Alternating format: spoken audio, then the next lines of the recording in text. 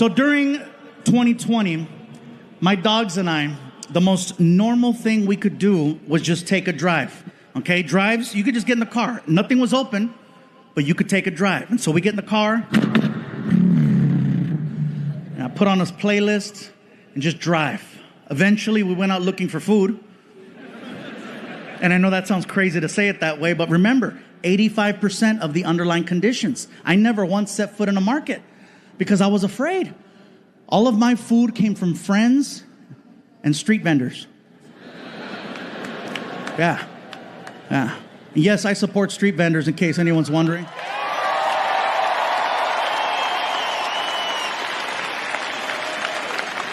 Because no matter what, they're working their asses off, again, trying to make a better life for themselves and for their families.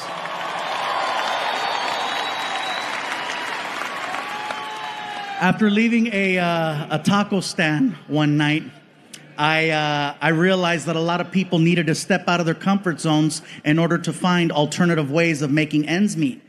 I made the mistake one night of assuming the guy working the stand was Mexican. He wasn't.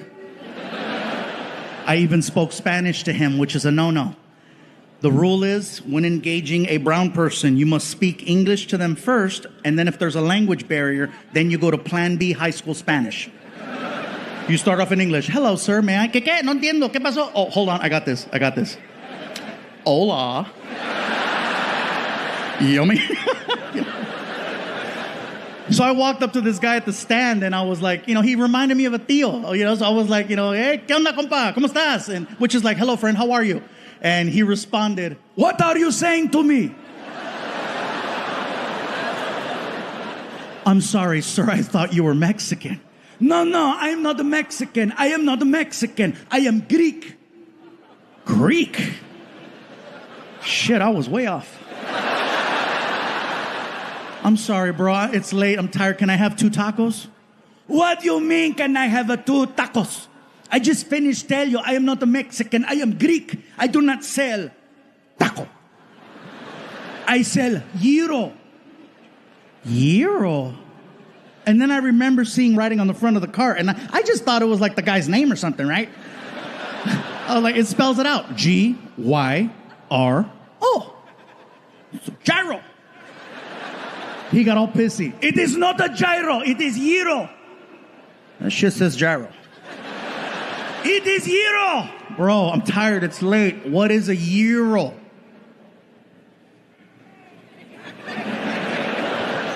It's like a taco. Give me 2. The first time I came here, I got a chance to meet some people, and they says, you know what, Gabriel, have you ever been here? Have you ever been to Chicago? Like, no, it's my first time. They said, well, we'd like to take you out to eat if you're down. And I'm like, well, hello. I am very down. They took me to a restaurant called Portillo's.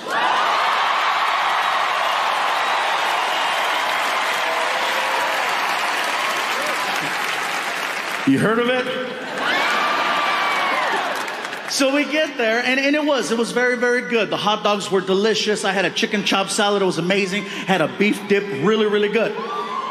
But it wasn't until the meal was almost over that these new friends of mine said, we'd like for you to try something you might not have ever had before. And I'm like, that's not likely. I said, well, what is it you want me to try? And they said, well, they sell a thing here at Portillo's called a chocolate cake shake.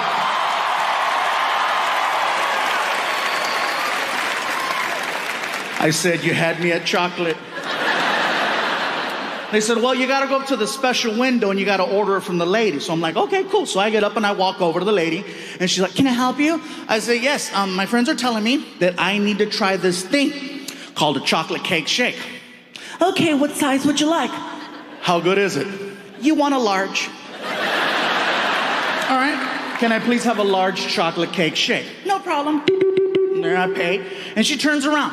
And she walks over to this little refrigerator that's on the counter. And she opens it up and she pulls out a piece of chocolate cake. And I'm thinking to myself, she must misunderstood what I said. I didn't ask for a piece of chocolate cake. I asked for a chocolate cake shake. She must have heard what I was thinking because she's walking by and she's like, it's gonna happen.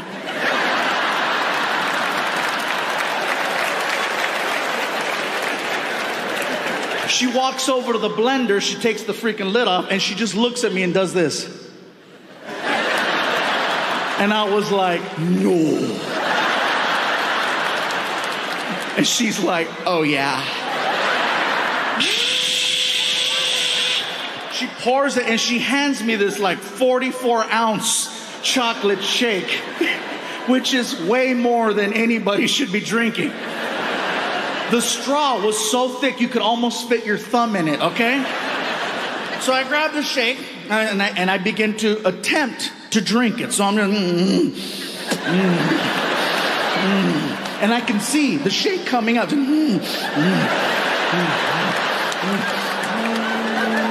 And it hit, and then all of a sudden, woo! Oh, and by the way, thank you to whoever brought the chocolate cakes in the back. I got them right before the show. Thank you very much. Very cool. Somebody brought Chico's tacos too. I thought that was great.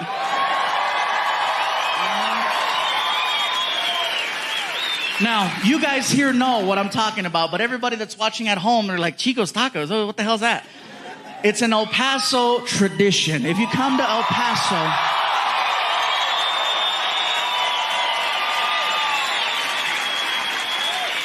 just know that that's right here. That's the tradition in El Paso. I ran into people in other places like Chicago and New York. I'm like, where are you from? El Paso. And I say, Chico's tacos. And they're like, oh. Like, wow, yeah, that's hardcore. It is the craziest food I've ever tried, you guys. Craziest ever.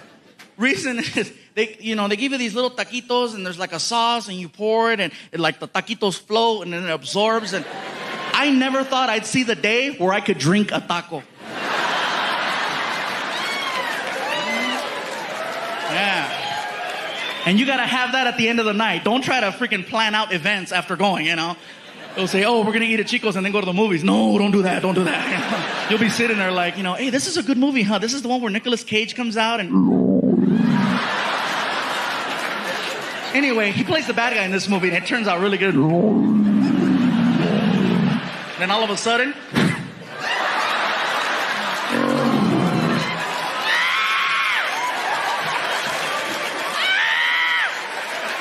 You're running by people. They're like... Chicos.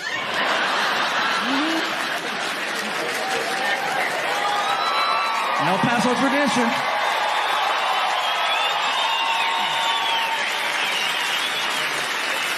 You know what's funny?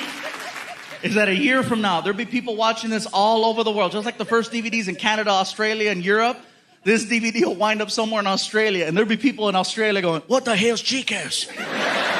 Crocky, we gotta see Chicos. You watch, man. People freaking out. I say, we must go try Chico's. It sounds splendid. Yes, it does. Drink a taco. I never thought I'd see the day. I'm going to try it. El Paso it is. Office, I sit down, doctor walks in, and we spoke for an hour. In a nutshell, what he says is that he wants to take my stomach, which in his opinion is the size of an NFL football, and he wants to cut it and make it the size of a hard-boiled egg. Therefore, you only eat this much and you lose weight with time. Problem with gastric bypass is that if you don't stick to their program religiously, not only will you not lose weight, you will gain weight, and you'll have a series of complications. And then he asks, do you travel a lot? I'm like, I'm on the road 46 weeks out of the year. He goes, this is not gonna work for you. I'm like, I agree, I like 2 eggs. I said, well, what should I do? He goes, I don't know, but this isn't gonna work. So I left the office. I was bummed out, you guys. I get in my car. I was so depressed because I'm like, someone told me I got 2 years to live. Surgery is my last hope. And so I started crying. I was sad. I was in the car. I'm crying. I'm like, what the hell am I gonna do? And the only thing that could cheer me up was a drive-thru. And I know that sounds crazy. Some of you are like, isn't that what got you in that position to begin with? Yes, but it's the only thing that made sense. There's a reason why it's called comfort food. Think about that. Anytime you see someone eating a burger, they never look sad. They always look happy. You might look sad walking in, you might look sad walking out, but when the actual event of eating a burger is happening, life couldn't be better. That's right. My girl told me that I make sounds when I eat burgers. I didn't know. Apparently I do. I'm eating a burger and I'm like,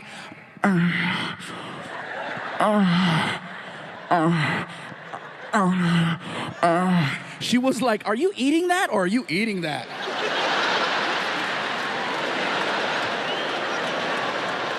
Think about it. Who's sad when they're eating fast food? I'll tell you who's sad. The person eating a salad watching someone eat fast food. That's who's sad. So I pull up to this fast food restaurant with a big M on it. And the guy in the speaker's like, may I help you? And I'm crying. I'm like, you have no idea. What I eventually wound up doing, you guys, is I started low carbing. Now, I am not eating healthy by no means, okay? I still eat fast food every single day. And people question it. How do you eat fast food and lose 100 pounds? I'll give you an example. I'll go to a burger place and I'll order a double cheeseburger. I won't eat the bread. I won't eat the onions, the tomato, the ketchup. I'll eat the meat, the cheese, the mayo, the mustard, and I'll order up to 3 with like 3 diet sodas. And people go, that's unhealthy. The cholesterol's gonna kill you. I agree. But guess what? Cholesterol's gonna take 10 years to kill me. Diabetes is gonna do it in 2. Right now, I'm winning by 8.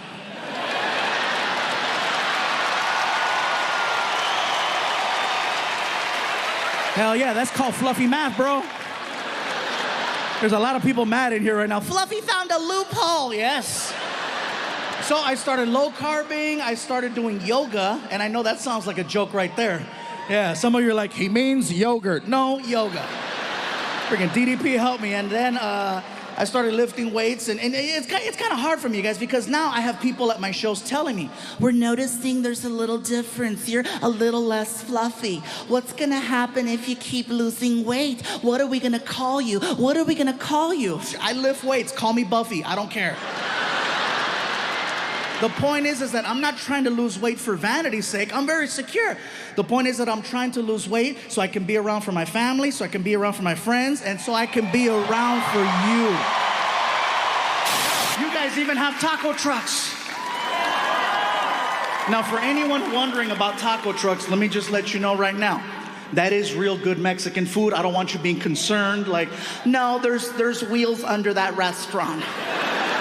Well, sometimes we don't have a permit, okay? So, but it doesn't mean the food is not good. For me to know that I'm gonna have a good experience at a taco truck, I always research, I look to see who's running the truck. For me to know that I'm gonna have a good time, I wanna make sure that it's an all-female crew. Not to sound sexist, it's just that when it's all women running the truck, they make me feel good about myself. They make me feel special. When I walk up at 1 o'clock in the morning and I have a buzz, they make me feel good. Hello? They come to the window.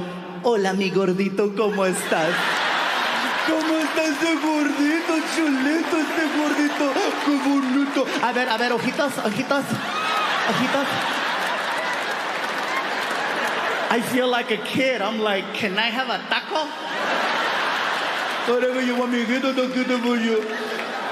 Now see, when it's an all-Mexican male crew running the truck, it's late, they're tired, they're bitter. Customer service isn't our strongest point at 1 o'clock in the morning. And then you gotta deal with a drunk knucklehead like me. Hello? And they come to the window. ¿Qué chingados quieres, pinche gordo? What you want? What you want? Hey, what's up, bro? Can I have a taco? Okay, what else? That's it.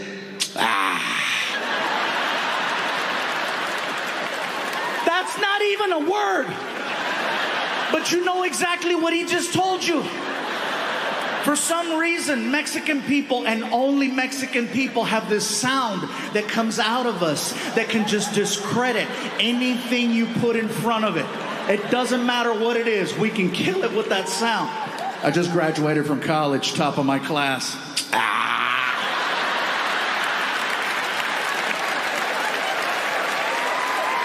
Well, fine, I'll work at Burger King.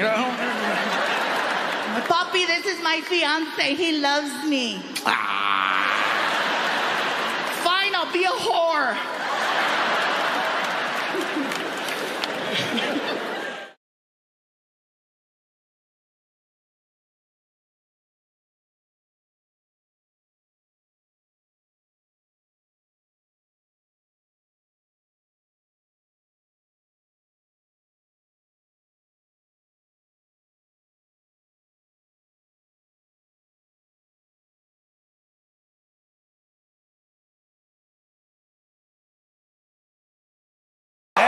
Freaking Miami. This is the only place I can pull this off. I can't wear this in LA. They're, hey, Estoy ciega. It's too much. Freaking Mexican DJ Khaled up here. I know, right? Also, I would like to thank, since we're here, Only in Dade. Thank you so much.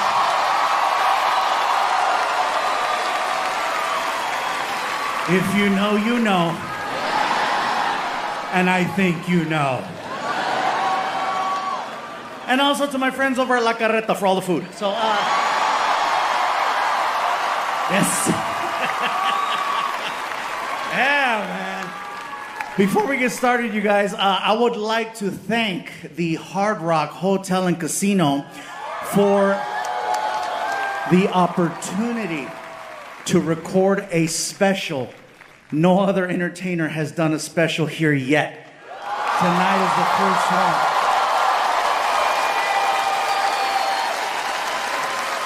It wasn't the Rolling Stones, it wasn't the Eagles. They trusted a comedian to make this happen. So I want to say thank you. Is anybody else staying here at the Hard Rock?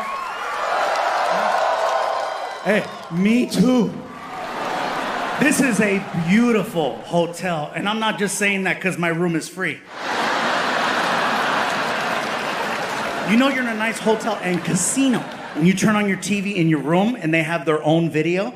Like if you're staying here, you turn on the TV, you get this.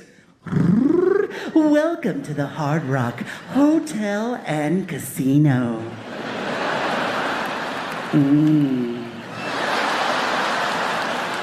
24-hour gambling 7 days a week, 365 days a year.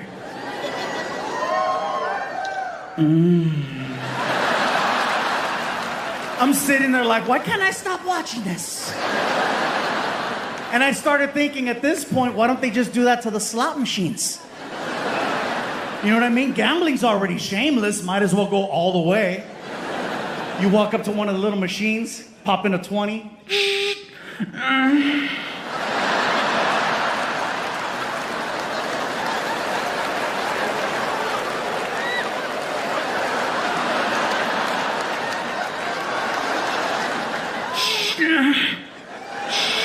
Don't stop. I'm not gonna stop. People are walking by. What are you doing? Trying to get the jackpot. Yeah, man. I'm gonna start the show off tonight with a question. That's not normally how comedy shows happen, but I'm gonna start it off with the question. The question is, who here tonight has never heard of me up until tonight?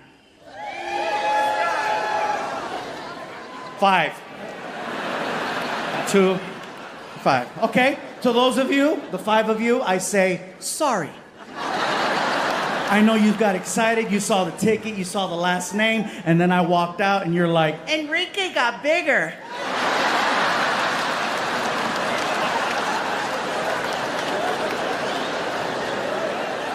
The only reason why I ask who has never seen or heard of me before is because if you have, then you know the type of show that I do.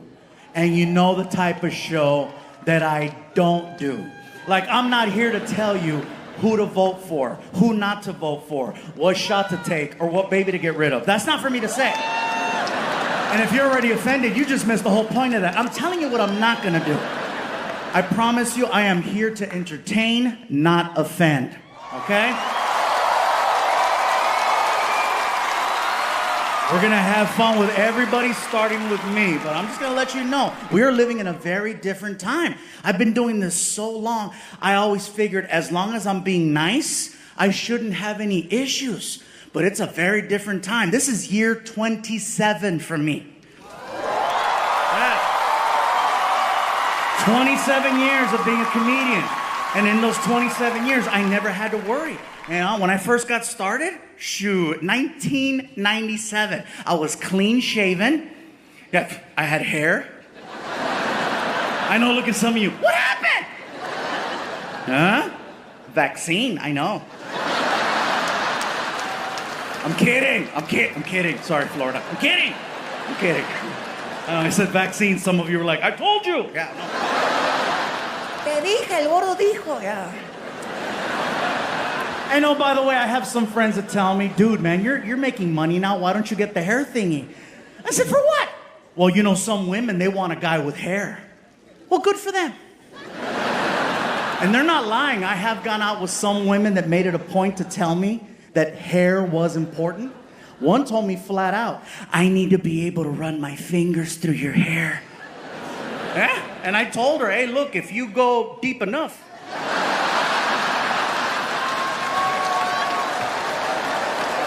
you're gonna get your wish. You were not specific on location. Hey, you want hair, you want pelos? I got you. But yeah, 27 years of being a comedian. And in those 27 years, I have seen a lot of comedians come and go. And I feel very grateful that in all that time, we've still managed to maintain a certain level.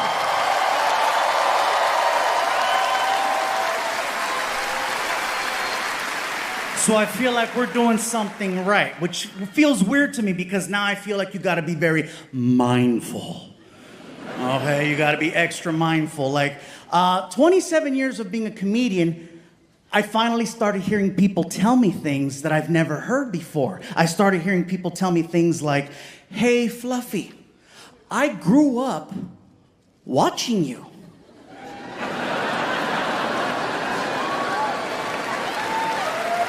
Which is an incredible compliment. Because that doesn't just say that you're a fan. That says that you're invested. That says that you've been following this career for a very long time. Some of you, the first time you saw me perform, you were kids.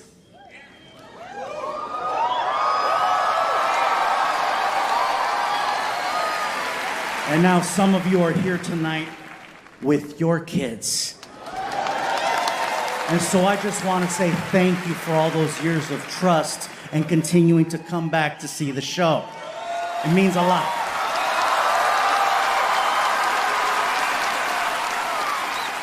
Hearing someone say they grew up watching me, that is one of the most beautiful compliments any entertainer can receive. And I understand that now with therapy, that's what that means. Look, I'm not gonna lie, the first time I heard someone tell me that they grew up watching me, I didn't know how to handle it. I didn't know how to process because nobody wants to feel like they're getting old. So the first time I heard it, I was like, second time I heard it, I was like, buy a hat. The third time I accepted it, I was like, many years ago, when I first got started, all of this was land as far as the eye could see. It was a very different time. And by the way, I don't know why my old voice is white. He just is. I tried doing the Mexican voice, but you don't take him as serious, you know? Just... No, pues chingue su madre, cabrón. Ahí andamos en el rancho y nos mandaron a la chingada, güey. Está bien difícil.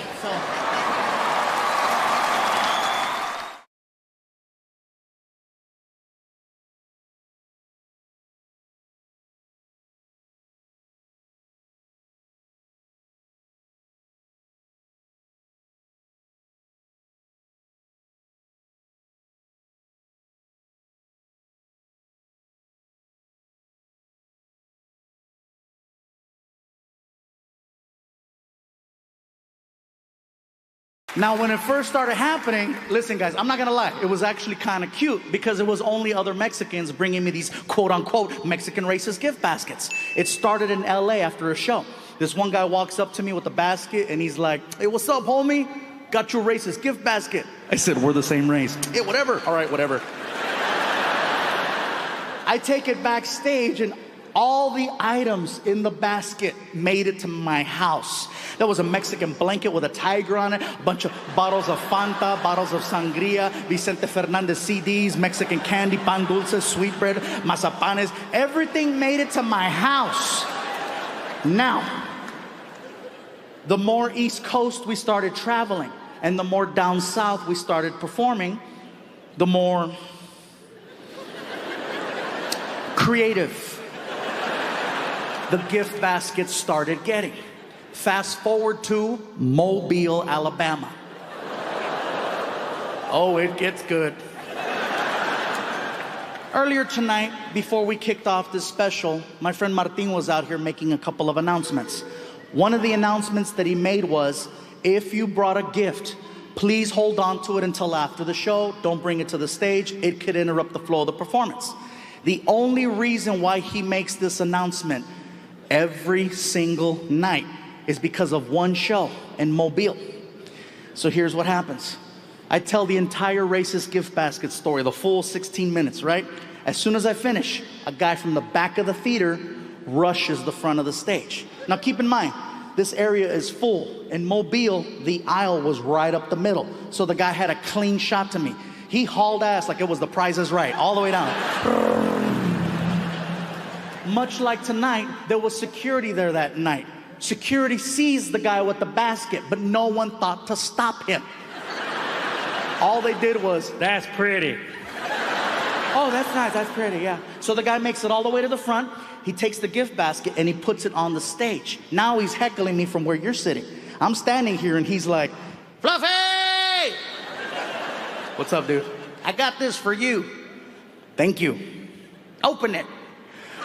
I go, sir, we're kind of in the middle of a show right now. I says, I appreciate the gift. That's very nice of you. I says, but how about this? I'll open it after the show. Oh, come on, Fluffy. I want to see your face. Sir, how about this? How about you take the gift basket and you bring it over here to the side of the stage where security's at, and I'll have security escort you behind the curtain, and then I'll open it up backstage with you in front of me. How's that? And he's not taking no for an answer. Now, the problem is the crowd just saw me tell the racist gift basket story, and all of a sudden, there's a guy with a gift basket. They have no idea I'm not affiliated with freaking Duck Dynasty in the front row. So now I'm trying to diffuse the situation before it gets crazy, but he's not taking no for an answer. Next thing you know, he does something no other audience member has ever done in my 19 plus years as a comedian. He takes the whole crowd away from me, flips them, and then uses them on me. In 5 seconds. It was the most amazing, horrific thing I have ever witnessed. This is all he did. Come on, Fluffy! We want to see your face! We want to see your face! We want to see your... He gets 2,000 people behind him to start chanting, we want to see your face! We want to see your face! It was very evident this was not the first rally he's ever led. The crowd is so loud, I can no longer hear myself over the monitor. So I'm like, I lost. So I get on my hands and knees, I put the microphone down, I grab the gift basket, and I start tearing it open. I reach in. Forget about pulling out Mexican soda, Mexican candy, or a Mexican blanket. This dude was a pro. I started pulling out gardening tools.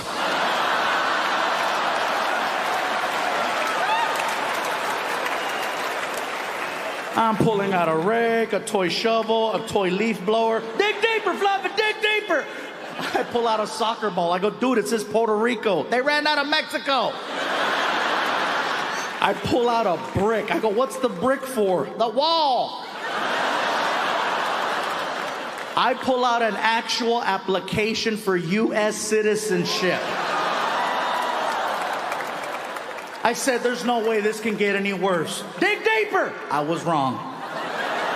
I pull out an old school box of Crayola crayons. You know the 64 pack that has a sharpener in the back? Okay. There's a window on the front of the crayons so you can see all of the colors that are in the box. All of the crayons in the box are brown except for one white crayon right in the middle. And I said, what the hell is that supposed to mean? And he looks at me and he says, welcome to my world.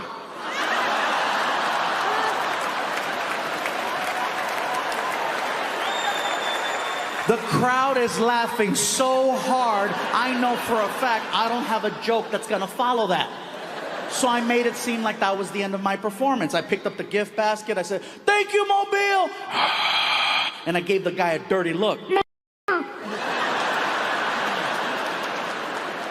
I go behind the curtain, Martin is waiting behind the curtain, and Martin's like, "Bro, you killed it out there." I go, "Martin, they weren't laughing at my jokes." "What were they laughing at?" And I showed him the application, and he's like, "Ah! You're not my friend. You're just not my friend." So I walk into the dressing room, you guys, and I'm pissed, man. I walk in, I close the door, put the basket down, I'm scratching my head, I'm trying to think, what could I have done to have prevented that from getting to where it went? So I'm like, okay, should I have grabbed the gift basket, moved it out of the way? Should I have had security grab the guy? Should I have had security grab the gift basket and the guy? Every idea that I'm coming up with is ending worse. Finally, I accept it. I jump in the shower, I get out, I get dressed, security shows up. "Mr. Iglesias?" "Yeah." "Ready?" Yeah, give me a second. I grab my backpack, I put on my backpack, I walk over to the door, open up the door, let's go. He sees the gift basket on the chair, and he's trying to be nice. "I'll get that for you, sir." Yeah, bring it. Never know when you might need an application. So now he's escorting me out the back door of the theater into an empty parking lot on our way to the tour bus that's at the very end of the parking lot. We're walking for a good 4 minutes. All of a sudden, I hear this. "Fluffy! Woo! Fluffy! Fluff, fluff, fluff, fluff, fluff, fluff, fluff, fluff, fluff, fluff, fluff, fluffy! Fluffy!" I'm like, is he hog calling me? "I believe so, sir." It's the guy that gave me the gift basket, and now he's standing next to the tour bus. So there's no way I'm gonna get past him. So I'm like, man. So we stop walking. Security's like, "Would you like me to call for backup?" No, you don't need to call for backup. He's not gonna hurt me. It's just gonna get really weird. So I pull out my cell phone, and I'm trying to text Martin. I'm like, come on, Martin, get over. He's not replying. The guy gets tired of waiting next to the bus. So now he's walking towards me, but he's doing it in a really weird way. He's walking towards me like I'm a dangerous animal, okay? He's doing this. "Fluffy. Fluffy, I'm not gonna do anything." And he walks over and he's just ranting. "All right, look here, Fluffster. First and foremost, let me just tell you something right now. I've been watching your comedy for about 7 years now, and my favorite joke that you tell is when you give that gift basket to your colored friend G. Man, first time I heard you tell that joke, I wanted to laugh really hard, but I couldn't, right? Because I was at a bar sitting next to 2 black people. And you can't laugh at a black joke in front of black people because they get all uppity, start chanting civil rights and Rosa Parks and shit like that. Hey, I voted for Obama, but it's too soon to laugh. You know what I'm saying? Anyway, I took my happy ass home and I got on the internet and I Googled racist gift basket and your joke came up and man, I had me a good old laugh. And I says, you know, I love Fluffy's sense of humor. He likes to push the envelope with his friends and he doesn't allow political correctness to interfere with a good friendship. At the end of the day, you're still friends, you still love each other, you still respect one another. I said, hey, if the Fluffster ever shows his ass here in Mobile, be first in line to get me one of them tickets, and you came. So I tell my friends, let's go see the Fluffster. I said, but first, I bet you anything he'd appreciate it if somebody were to get him one of them gift baskets like he got G, except we got you the UPS basket. UPS basket? What can Brown do for you? So,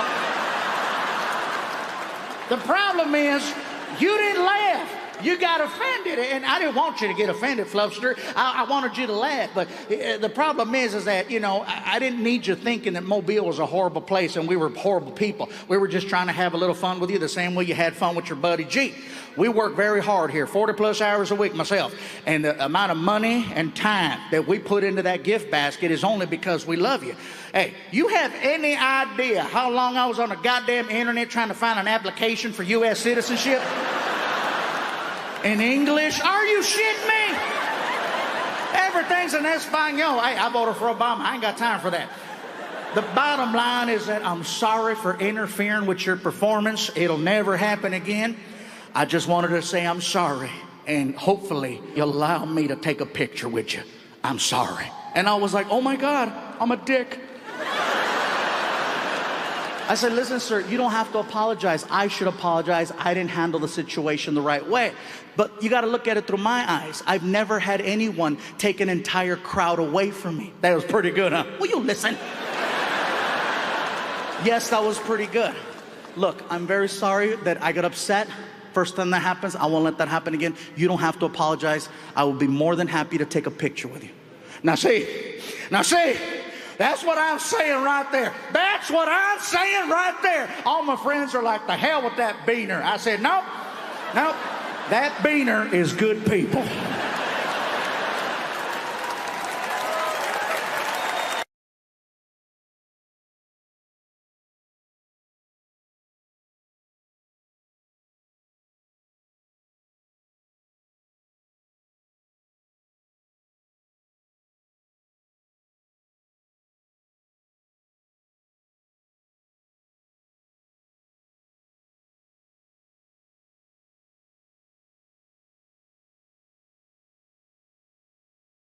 The difference between Snoop's show versus any other talk show I've ever done is that usually there's a person, like a producer or a director, who comes to you and gives you information, like how the show begins, topics you're gonna cover, how you go to commercial, how you come back from commercial. I've spoken to no one. Snoop just starts talking, and at some point, they hit record. I'm waiting for action or a buzzer and something. Snoop just starts talking to me. Yo, what up, Big Fluff? Big Fluff? Oh, that's hey. Yo, you like music? Snoop, I love music. I love your music. Yeah, that's what's up. He opens up a laptop computer and then he hits play. And the next thing I know, we are listening to hardcore Mexican banda music. I mean hardcore.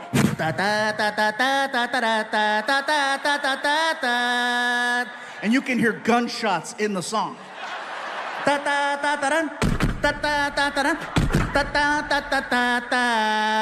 And then a cow. And the whole time Snoop is like, I love it when he go moo.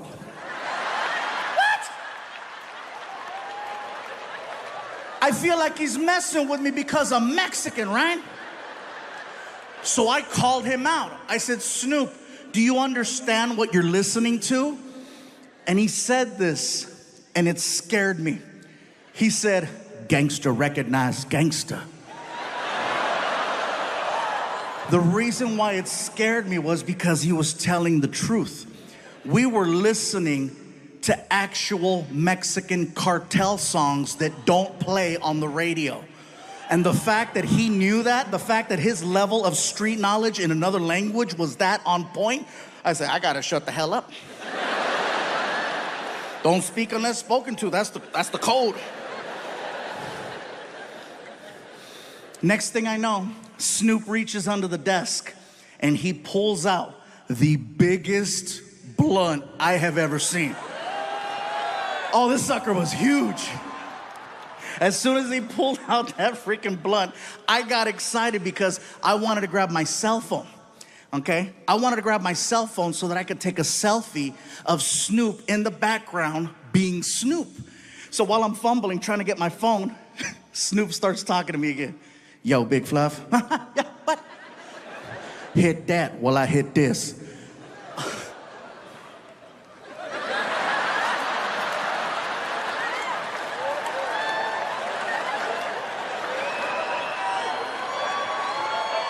The second I went like that, all of the cameras in the room, red light, red light, red light, red light, red light. My publicist is like, no! My son is like, yeah!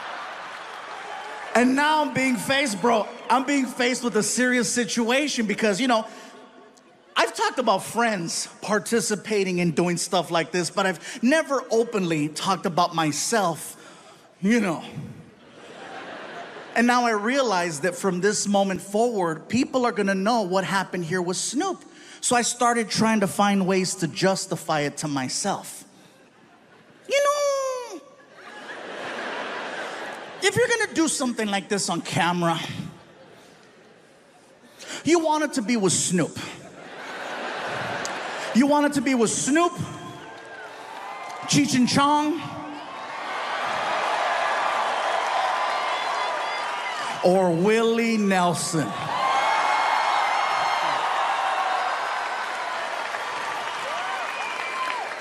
Next thing I know, the manager hands me a lighter, I light it, and I take a big hit. So listen, I'm doing my best to hold in all this smoke because I don't want to look like a punk in front of Snoop Dogg. I'm trying, I'm fighting, bro. It's hard, you know.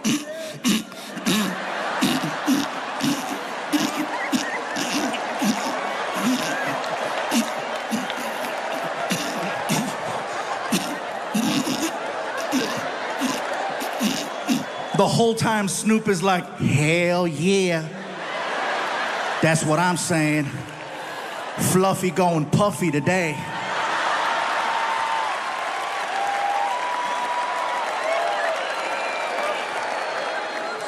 I do not remember the rest of the interview. What I remember is my buddy Anthony telling Snoop Dogg and I to stand up for a picture. Stand up, get up for a picture. And so Snoop and I both stand up to take this picture. I put my arm around him. I have to put my arm around him because he's much taller than me, okay? Snoop has me by at least 5 inches. Shut up, are you?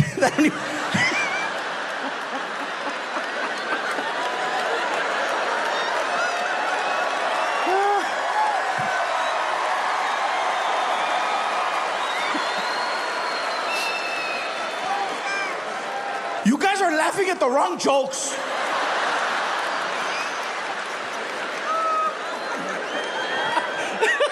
Bow wow. Yeah.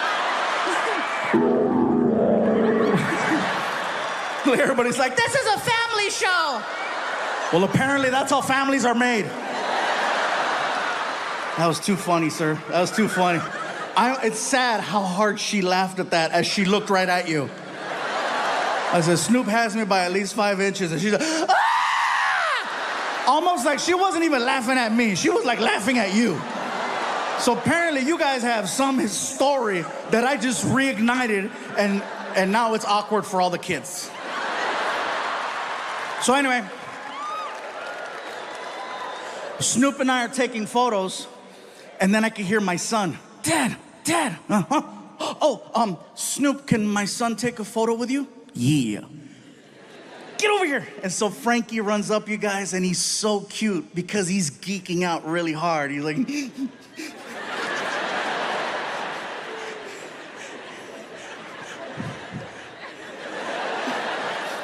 Snoop, this is my son Frankie. Frankie, say hello to Snoop.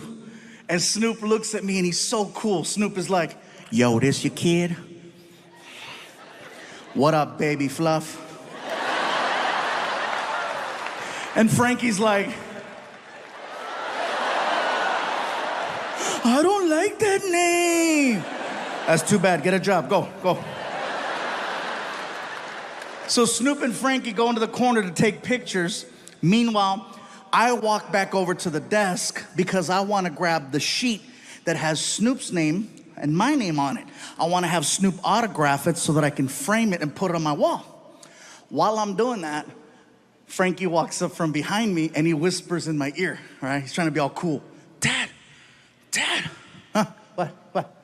Dad, would it be okay if I finish smoking that with Snoop?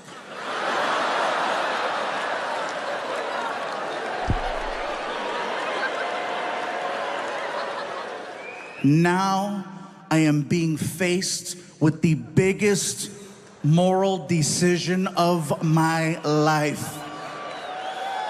And I'm high. And my mind is racing 1,000 miles an hour. I'm like, should I let him? Should I not let him? Am I a good dad? Am I a bad dad? What's his mom gonna think? I need a Snickers. And then I thought about it. You know, Frankie, you're over 18. Technically, you don't have to ask me if you don't want to. So as far as I'm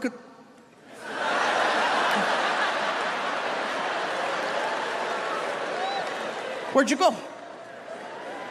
A minute later, I am recording my son in a cloud with Snoop Dogg. And then I sent the video to his mom.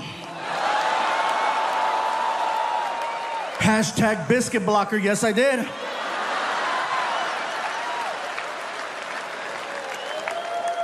Now, did this actually happen?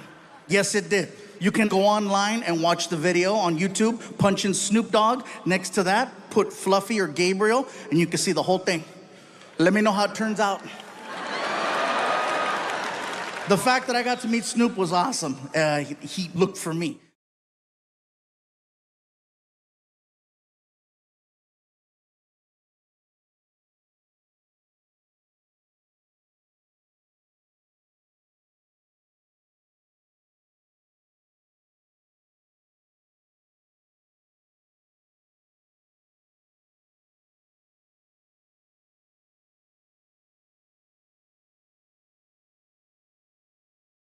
On top of that, we were trying to figure out this whole thing with Netflix and doing a new special. And during the pandemic, 2020 especially, it was not even a possibility of assembling a few people, much less a stadium. So Netflix made it clear, we need a new special sooner than later, okay? This was right before they didn't have Squid Games yet. You remember?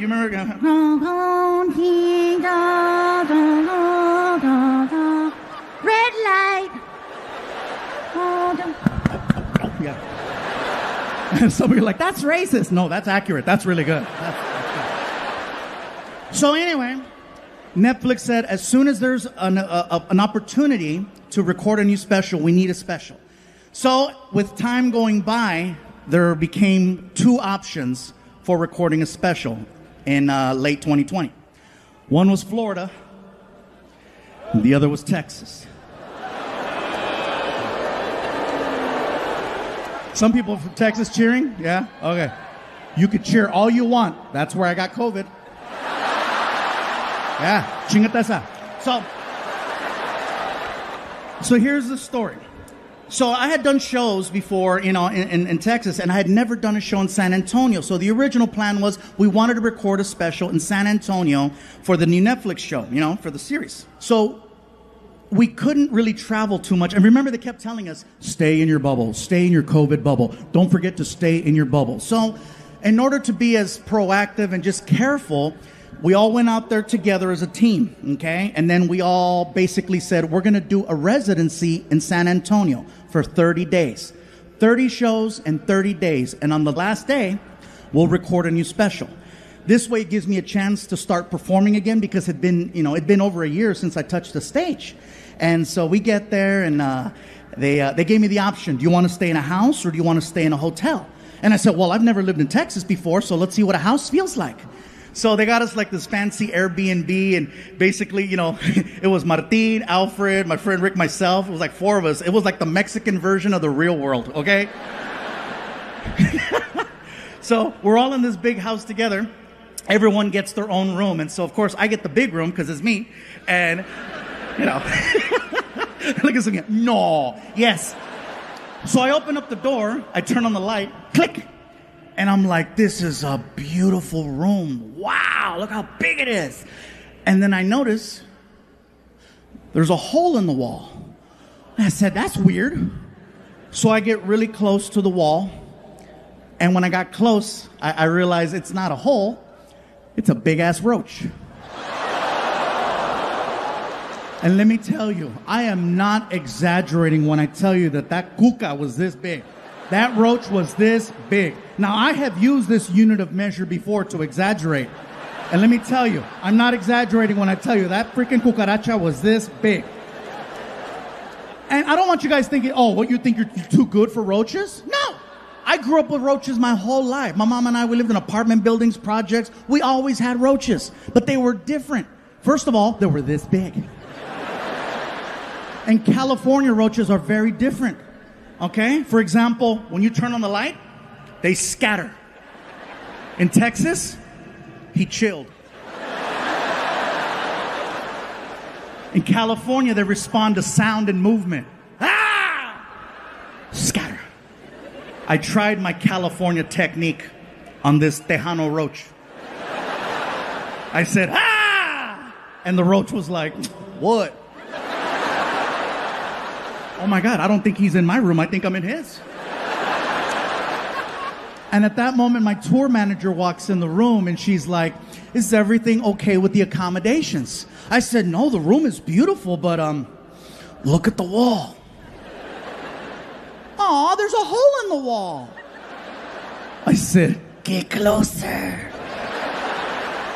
She gets up to the wall and she's like, oh, it's a big ass roach. I said, you're okay with that? She said, he's not in my room. She can see that I'm visibly bothered by this roach. So she's like, would you like me to take care of your little friend for you? And it is a little emasculating because I'm a big guy and she's like 5'2". So she's like, move, fool. She takes off her shoes, she grabs it, she gets up on a chair, and she brings it back, and she's like, you know, soy la 69. Bam! Nailed that roach. Threw down her shoe, put it on. I look at the wall, and it kept moving. And I said, you have angered our friend. And she was like defensive. Fool, round two. So she grabs her shoe, gets back up on the stool, and she brings it back. And just as she's about to nail this roach for the second time, that shit started flying.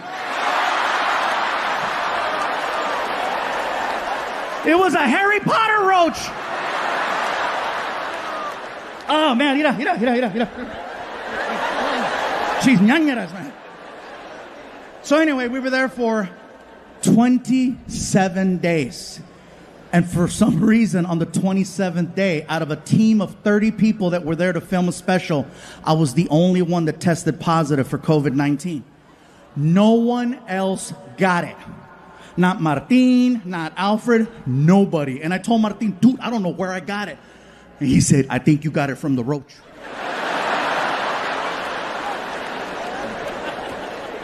Anyway, on top of dealing with COVID, and by the way, a sincere apology to the city of San Antonio because I was supposed to tape a special with you guys, and clearly for obvious reasons we couldn't do it. But I hope you understand why I had to do this tonight.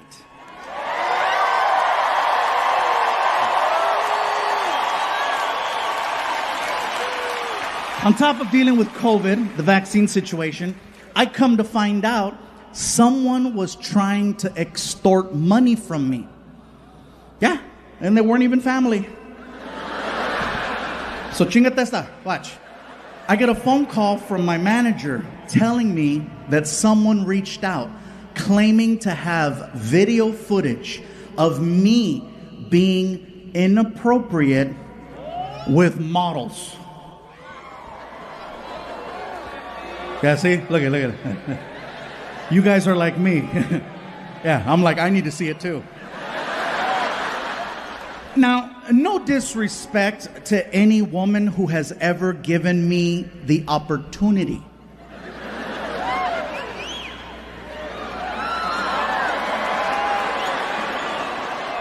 But none of them were models. Maybe a couple of cochinas from West Covina, maybe. But they were not models. They were not models. They were just good citizens. Thank you. So anyway, they said I had until 9 a.m. to make a deposit of $50,000 into an account, or they were going to release the footage to TMZ, and my career was going to be over.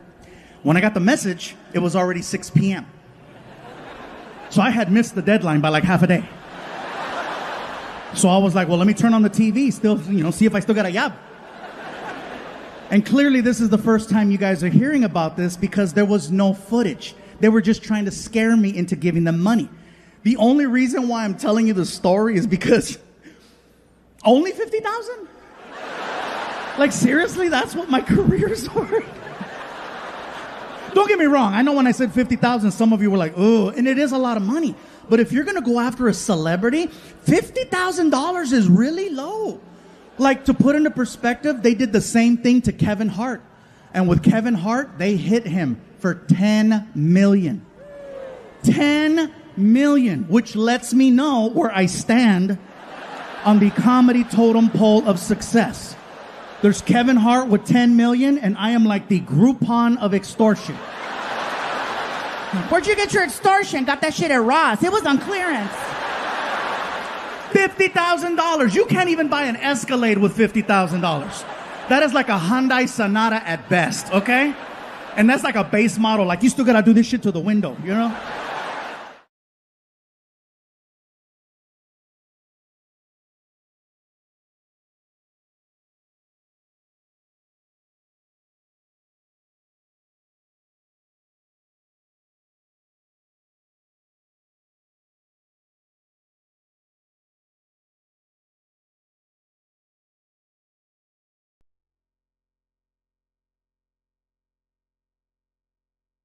And you know what's...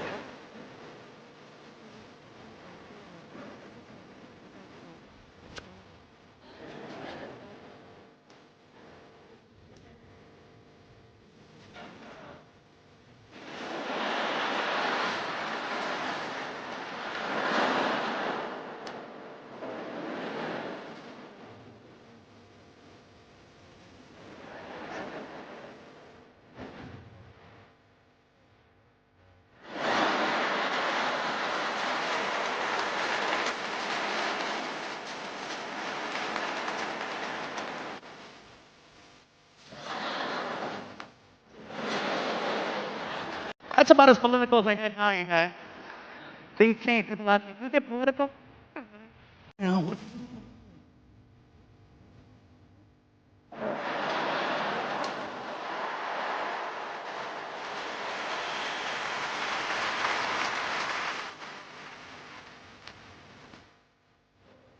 Come on, you guys. You know?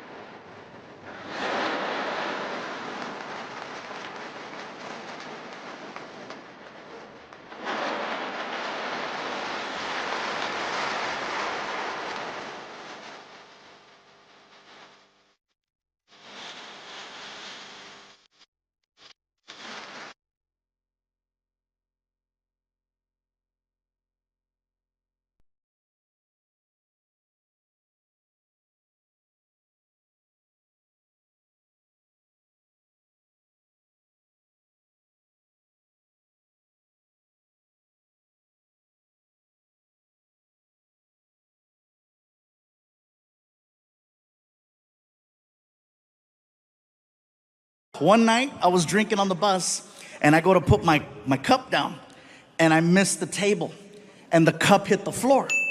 I didn't get up right away to get the cup because I figured I'm gonna get up in a couple minutes and make myself another drink. I'll pick up the cup then. Dave sees the cup on the floor, and then he looks at me and says, "Hey, I ain't your mama. Pick that shit up."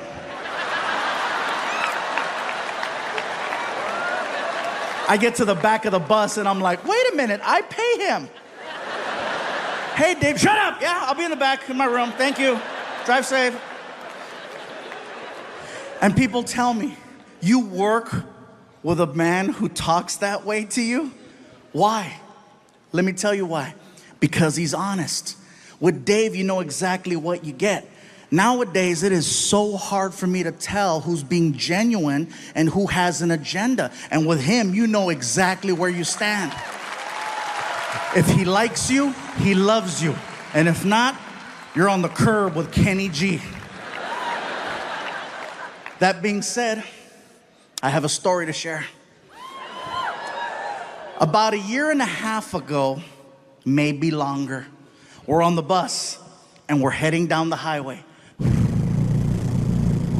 Just so you have kind of an understanding of the bus layout, let's say this is the front.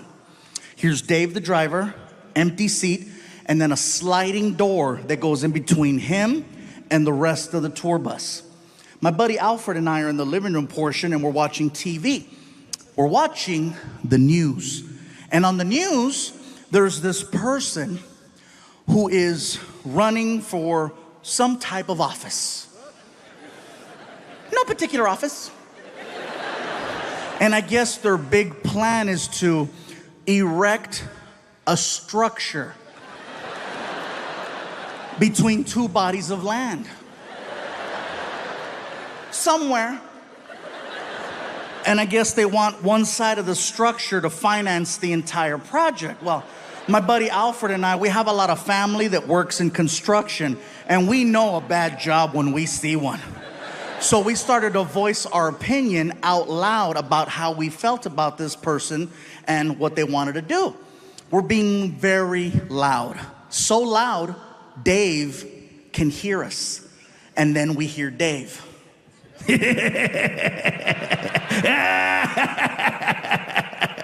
America. I yell out to Dave. I said, "Be quiet, Dave. This isn't about you." He taps a button on the dashboard that activates the sliding door. And when the door is about that far from closing, he yells out, "I'm building a wall."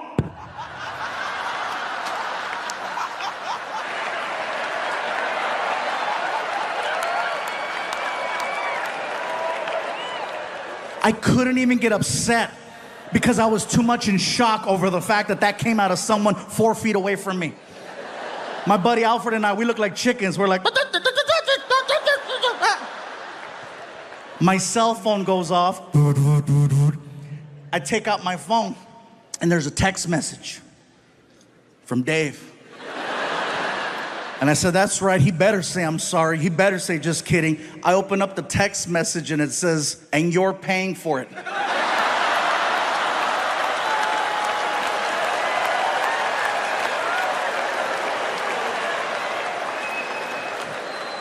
And people tell me, "You still work with him after that?" Yes, I do. I trust that man with my life every single night. I know where his heart's at. He can say whatever he wants. At the end of the day, he still has to drive around the king of the Mexicans.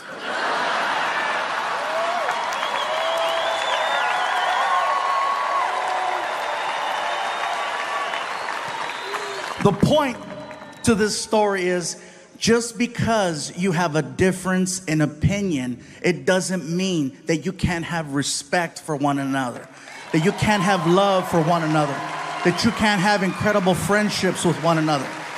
It's our differences that make us special. What a lot of us need to work on is our delivery.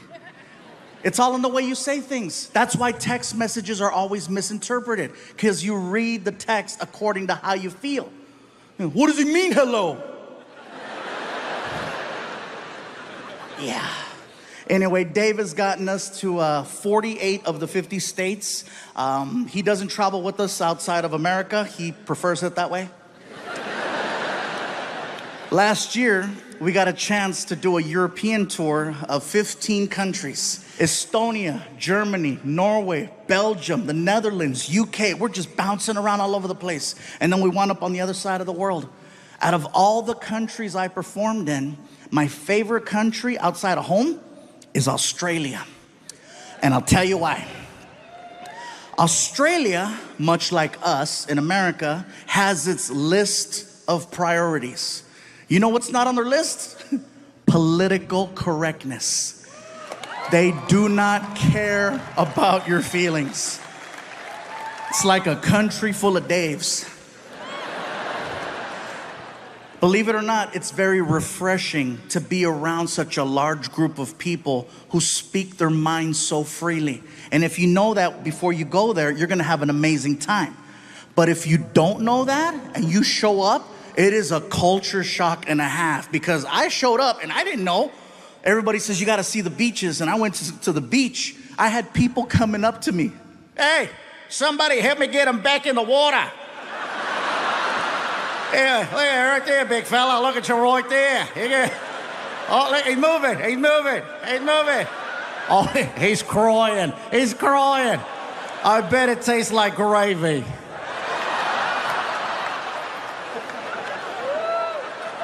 It's not bullying if everyone does it. Yeah, that being said, I'm in Australia, Sydney, Australia, at the Opera House. For me, it was one of the most iconic places I've ever got to perform in. It was bucket list, definitely. After the show, I wanted to go hang out with some Aussies and see what that was like. I'm hanging out at a pub. First things first, Australian people do not drink Foster's beer. That's an American thing. They don't drink that over there. I tried ordering one to fit in, didn't go over well. Bartender looked at me. Hey, you like the taste of piss, do ya? Okay, don't order that again. So I'm hanging out with these two Aussies and we're drinking a rum called Bundaberg. At first glance, it looks like a Coca-Cola bottle because there's a polar bear on the front. And then you drink it and you're like, that's not Coke. As we're talking, a third Australian joined the conversation. And he sounded a little bit different from the other two. He had more of a raspy voice. More like, all right, yeah, mate, yeah, all right. He sounded like a drunk pirate underwater. These two guys didn't like him, so they called him a name and they left. And now it's just me and drunk pirate. We're talking about life. Life in America, life in Australia, talking about our differences. He tells me that he's a professional knife maker. He's showing me how it's done. He's showing me pictures. We wind up polishing off 3 bottles of this rum. And drunk wasn't even the right word to describe our level. My tour manager, Ryan, he comes up to me and he says, Gabe, time to go. And I look at Ryan and I'm like, but Ryan, I just made a friend and he makes knives and they're pretty. My tour manager always knows how to talk to me no matter what condition I'm in. If I'm drunk, he knows better than to talk to me like I'm an adult. He talks to me like I'm 2. He looks at me and he says, hey, buddy. You hungry?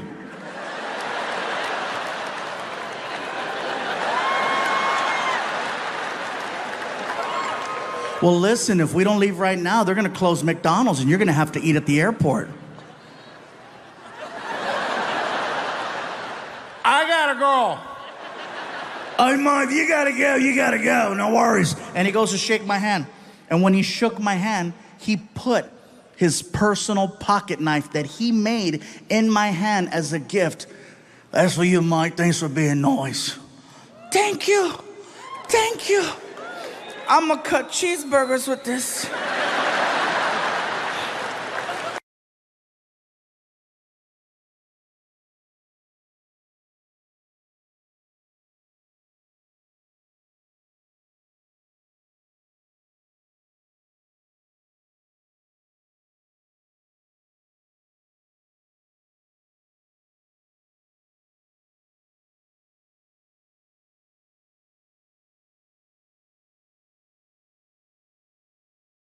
I am super excited, you guys. Let me tell you, this is our 19th year coming to Chicago, okay?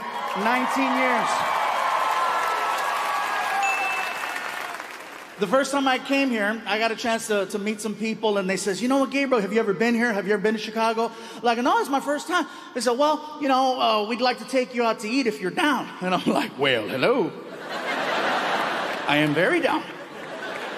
They took me to a restaurant called Portillo's.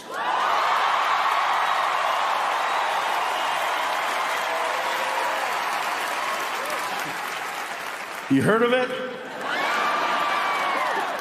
So we get there, and it was very, very good. The hot dogs were delicious. I had a chicken chop salad. It was amazing. Had a beef dip, really, really good. But it wasn't until the meal was almost over that these new friends of mine said, we'd like for you to try something you might not have ever had before. And I'm like, that's not likely. I said, well, what is it you want me to try? And they said, well, they sell a thing here at Portillo's called a chocolate cake shake.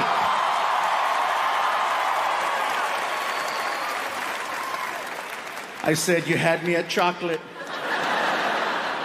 They said, well, you got to go up to the special window and you got to order it from the lady. So I'm like, okay, cool. So I get up and I walk over to the lady and she's like, can I help you? I say, yes, my friends are telling me that I need to try this thing called a chocolate cake shake. Okay, what size would you like? How good is it? You want a large. All right. Can I please have a large chocolate cake shake? No problem. There I pay. And she turns around. She turns around and she walks over to this little refrigerator that's on the counter. And she opens it up and she pulls out a piece of chocolate cake. And I'm thinking to myself, she must misunderstood what I said. I didn't ask for a piece of chocolate cake. I asked for a chocolate cake shake. She must have heard what I was thinking because she's walking by and she's like, it's gonna happen.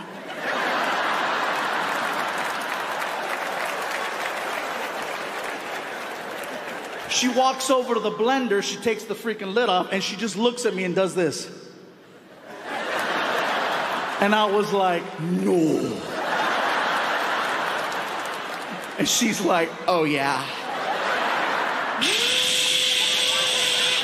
She pours it and she hands me this like 44-ounce chocolate shake, which is way more than anybody should be drinking.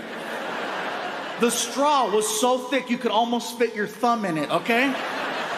So I grab the shake and I begin to attempt to drink it. So I'm just, and I can see the shake coming out.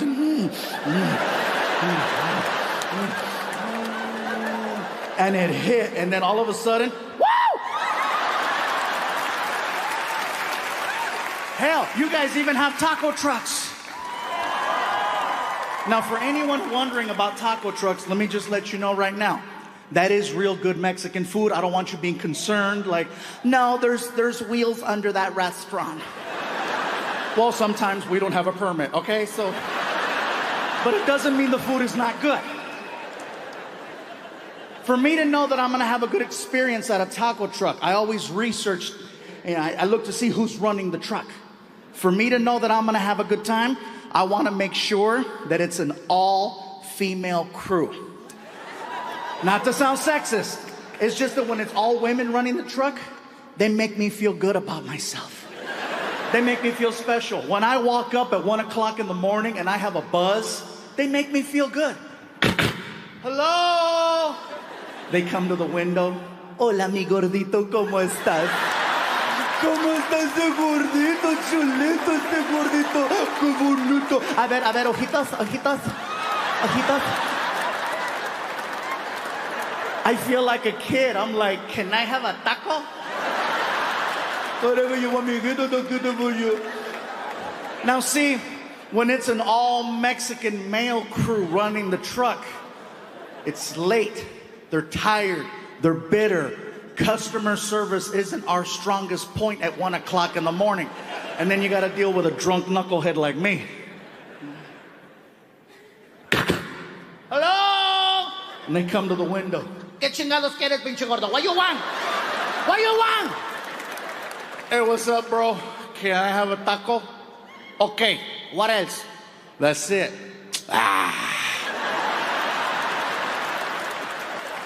That's not even a word. But you know exactly what he just told you. For some reason, Mexican people and only Mexican people have this sound that comes out of us that can just discredit anything you put in front of it. It doesn't matter what it is. We can kill it with that sound. I just graduated from college, top of my class.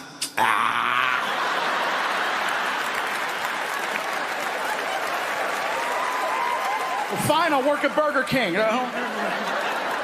Papi, this is my fiance. He loves me. Fine, I'll be a whore. And speaking of whores, let me tell you where they put us up at. That's a bad segue. No, there's no whores at this hotel. Listen.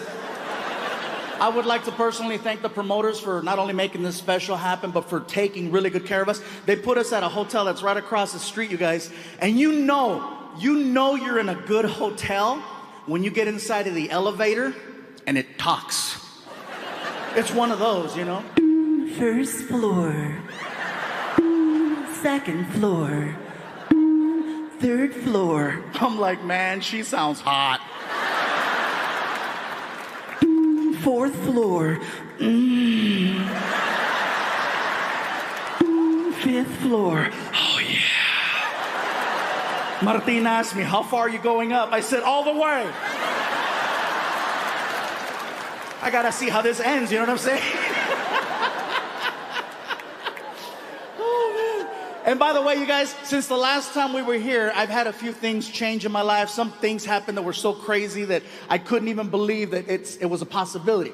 First thing that happened was I had my first ever celebrity death hoax, meaning that someone faked my death on the internet and it went viral. Someone wrote an amazing article that was read by over 30 million people that was so good, even I was like, oh my God, I was so nice.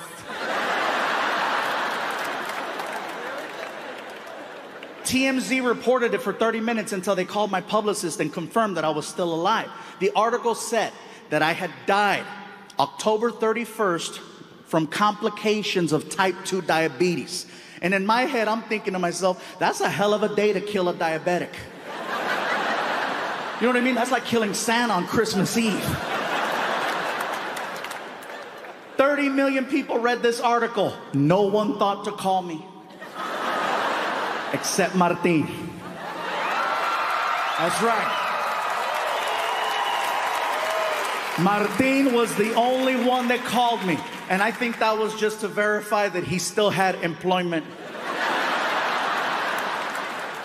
I got that phone call. Hello? Martin was like, hey, you dead? No, man, I'm good. I figured you would have texted me. And I would have, because that's the kind of friend I am, you know?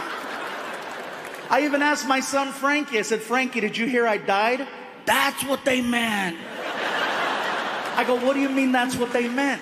Well, my friends were asking if you were okay. I go, what'd you tell them? I hadn't seen you. And so, well, apparently I died. Welcome back.